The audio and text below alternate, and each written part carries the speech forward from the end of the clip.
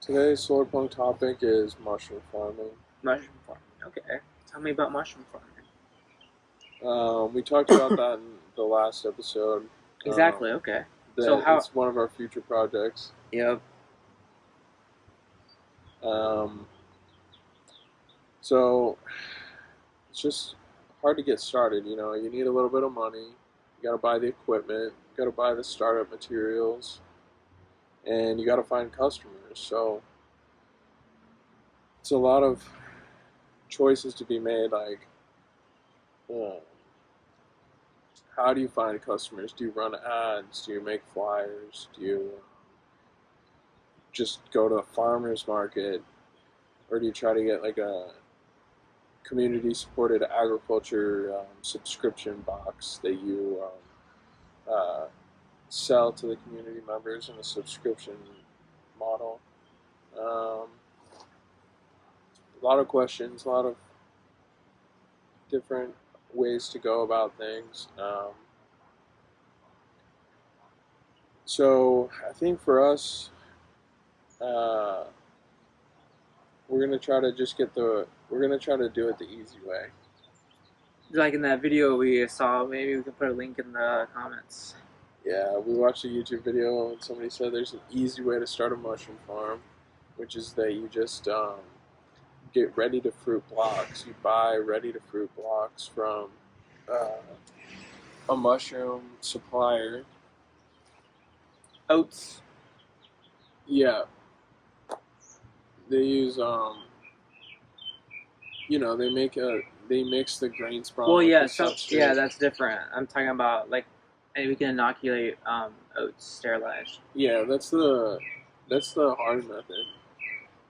Well, it's like a medium We can method. buy pre-sterilized oats though. Yeah, we can just buy the sterilized grain. I think they use barley a lot. Is one of the best ones, but um, We're gonna need totes of oats. true. Yep. Um, but we're just gonna buy the blocks pre-made that are already mixed with the grain and the substrate, like usually made out of like wood or something.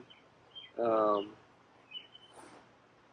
and then we can just set up a grow room. We're gonna build a grow room, and we grow the mushrooms. Um, the mushrooms will get shipped to us ready to fruit, and we'll set them in the grow room. Open up a little notch in them where the mushroom can start popping out. Yeah. Give them light, humidity, cool temperatures, um, and then uh, we'll get nice mushrooms um, pretty simply. So it's like a little lower cost and upfront cost, but it's a higher recurring cost to go with these monthly fruiting blocks. So we want to eventually get to the point where we're making Our own substrate, our own substrate. sterilizing our own oats or wood Yeah, pellets or whatever we choose to use. yep. We gotta start doing all it our own. Um, that makes it a lot more sustainable of a business. Um, but I think the first step is to get customers. So we just need to um, we need a customer base to justify how big we scale up Initial operation. the initial operation. Which Because makes a lot of sense. I we mean, don't you're want to saving money. yeah, we don't want to invest money into equipment until we know how big our customer base is. Yeah, we're gonna start with just the ready to fruit blocks. Sell them. We're gonna try to go for like a weekly schedule of harvest. So every week we get new blocks in, Yeah. and we set them in the grow room, and so that 2 weeks later we get mushrooms because they take 2 weeks to fruit, and if we have add in extra capacity, try to get like grocery stores, do the farmers market, and other stuff. If we can do it, you guys can too, by the way. Yeah, Never stop exactly. dreaming. Building a Never. mushroom farm, definitely possible. And it's very solar punk because it's organic. Like, mushrooms can't grow in contaminated material very well. As far as I know, no. You got to get organic grain spawn, you got to get organic wood, or like sawdust, or whatever kind of uh, substrate you want to use. It could be anything, soybean hulls or whatever. Except you want to get organic.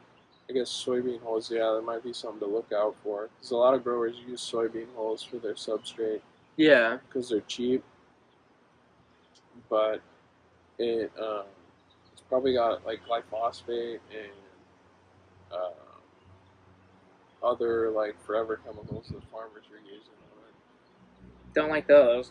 No, so you got to get organic substrate, which the mushroom blocks we're looking at ordering are certified organic, so our farm would be certified organic. Even though we would probably have to get our own certification, so we probably couldn't say we're certified organic yet. When we're starting out, we're just starting out, so we'll have to just say we are we're not certified yet because we'll just have to explain that to the customers that we're not certified yet because we're just getting started, but that we will be soon as we get larger. As we continue to grow as a business. Okay, so how do we make the mushroom farm even more solar punk? And I think the answer is we integrate plants with the mushroom farm. So a lot of um, plants produce oxygen, Yeah. and the mushrooms consume oxygen and produce CO2. Okay. So they'll be in a They just like us for real. yeah. The mushrooms are more like us. Yeah. So so we'll have a bunch of like snake plants, which filter the air really well. They absorb a lot of CO2 and produce oxygen. So we can have snake plants with grow lights on them, and that'll produce oxygen that we can funnel into the Mushroom mushroom fruiting enclosure. chamber. Yeah, and so that's Supplemental oxygen, I can only help. I know. So that's our trick for an extra solar punk twist on the mushroom farm.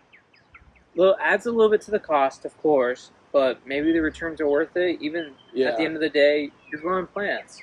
Well, we can even get like it might take a little longer, so we might have to just buy. Um, we might have to just buy snake plants that are larger, so they absorb enough CO2 and produce enough oxygen. But we could even propagate the snake plants, like get one, break them apart, the leaves apart, and Yeah, put I've them in heard of it. soil on their own, and My then friend used to do that a lot. they'll make a bunch of. You can have a bunch of them. So and then we can have a snake plant business and a mushroom farm. And you know what else we could throw in? I'm listening. Microgreens. Microgreens. Throwback. True. Yeah. Once, for the viewers out there, I once tried to start a microgreens business. Didn't even make it off the ground. I didn't. Did you grow anything?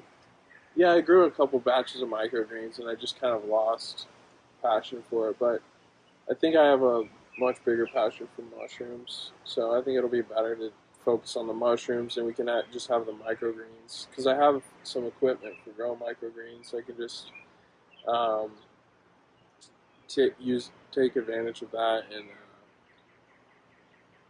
have microgreens as a supplemental item on the subscription box that we try to sell to people. Like you get some mushrooms and some microgreens Yeah. in the subscription box. Yeah, I mean, we could also try dehydrating too, dehydrating the mushrooms and having like mushroom powders and mushroom dehydrations. Get a wait list for the CSA. So Yep. Good we're idea. trying to get a CSA going. / mailing list. Yeah, we could have the mailing list and the wait list for Well, you joining can the. just have them sign up at the same time, I guess. That way, we have a list of customers on a roster that we can pull from as we scale up. So we have a list of waitlisted customers that want to join a monthly subscription, and we can start off with just 5, test out deliveries, growing, um, packaging, and then we can grow to 10. We can take the next 5 off the wait list, add them to the subscription. That way we can avoid doing like a farmer's market until we scale up. We can rely on CSA to scale us up, have um, mushrooms going out the door, income coming in. Then we can scale up the business to have like large batches once a week that we take to the farmer's market. We can try, and then we can go into grocery stores, restaurants. But first, I think community supported subscription agriculture is the way we're going to try to. Another thing is the website. We're going to have to get a nice website with. We're going to get a nice website with the wait list on it. We're going to have. We could probably have like available inventory for sale. Yeah. Like mushrooms that we grow and we just sell on the platform to test it out. For like anyone could buy it, but it's just like once a week it goes on sale. They go on sale, and yeah, I think we should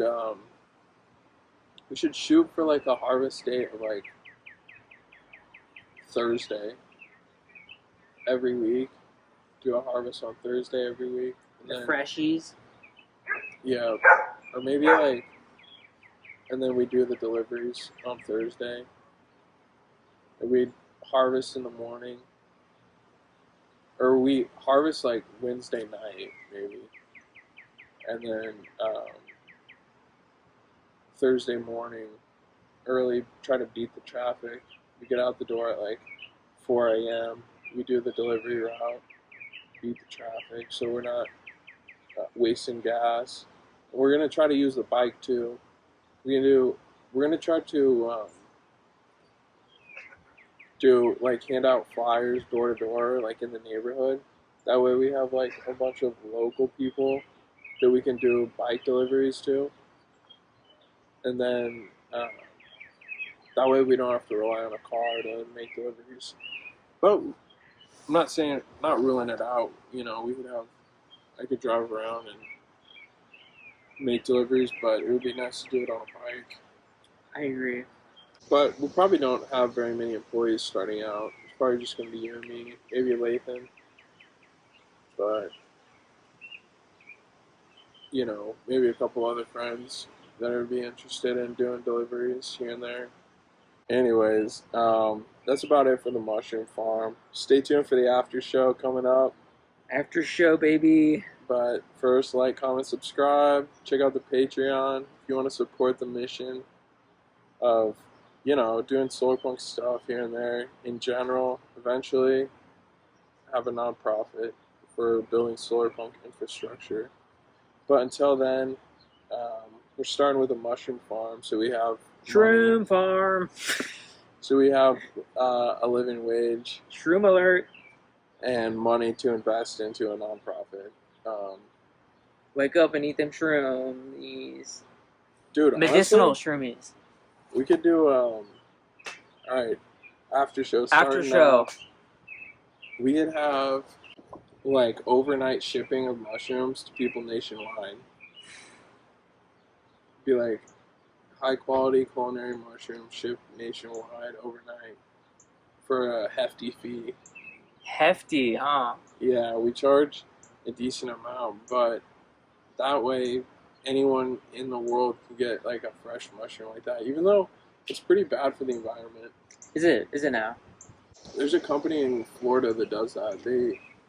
He like has a community of farmers that grow like fruits in Florida, and he creates a box, like a subscription box, or you can buy it just a one time, but it costs like $100, and it's got like probably like if you were to go to the grocery store and buy non-organic versions of this food, it'd probably be like under $10 worth of food, but he sells them for $100, and um, he ships them overnight or like 20 like next day delivery to the entire uh, United States, It's pretty cool.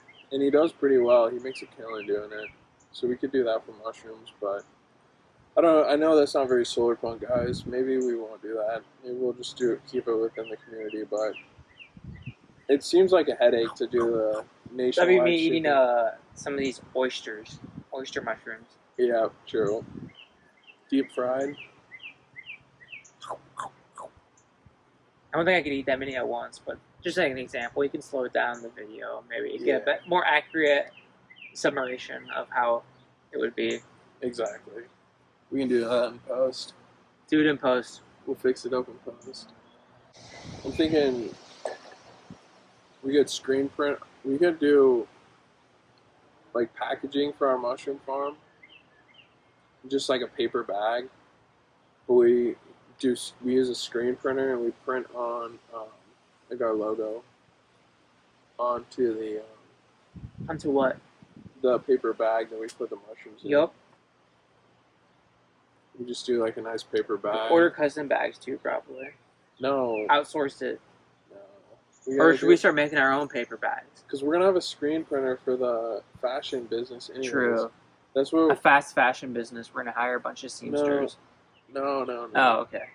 We're going to Goodwill. Remember? Yeah, Remember upcycling. upcycling Goodwill stuff. I was thinking making clothes. Sewing our own.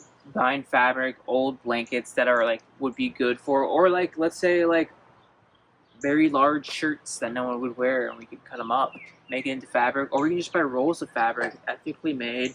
Yeah, we gotta use hemp. That's what I was thinking about yesterday. Hemp fabric. Hemp fabric. All we do is get the patterns, sew them together, get them out the door. Yeah, true. That would be cool.